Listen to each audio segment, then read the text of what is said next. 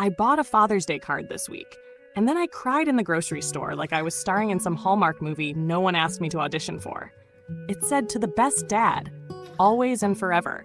I stood there with my hand frozen midair, tears fogging up my sunglasses, and a 12-pack of toilet paper in my cart, like some emotionally unstable prepper. Happy Father's Day. Let's talk about the kind of love that never really leaves.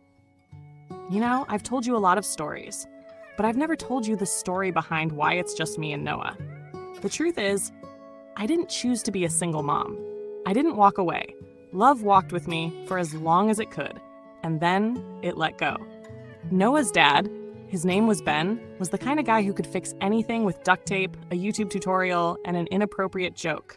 He had one of those deep laughs that made your whole body relax. He loved bacon, Bruce Springsteen, and babies. And for reasons still unknown to science and theology, he loved me. We met at a volunteer event at the hospital. He was doing some construction work on a new wing, and I was, elbow deep in a diaper blowout with a preemie. Romance. Our first date was pizza and a Marvel movie. Our second date was me falling asleep during said Marvel movie because I'd worked a double shift, and he spent the rest of the night tucking me in and folding my laundry. By our third date, he'd already memorized my coffee order and figured out how to calm down my overprotective golden retriever at the time. 2 years later, I married him barefoot in my aunt's backyard under a string of fairy lights, with a sunburn and a heart so full it could have floated. We had exactly 5 months of newlywed bliss before the world flipped upside down. It was a routine checkup, just a little fatigue, maybe stress. They found the cancer in his blood before we even knew what to call it. And from that moment, we lived in hours. Every cup of tea, every Sunday morning, every stolen laugh between hospital beeps, all of it became sacred. Noah was born 6 months later. Ben held him for 17 minutes. He whispered something into his tiny ear that I didn't hear. Sometimes I still wonder if Noah remembers it. If maybe in the invisible threads of his spirit, those words are stitched in somewhere. I wore black to my husband's funeral with a newborn on my chest, leaking breast milk and grief like it was my full-time job. And then I started over. No plan. No idea what I was doing.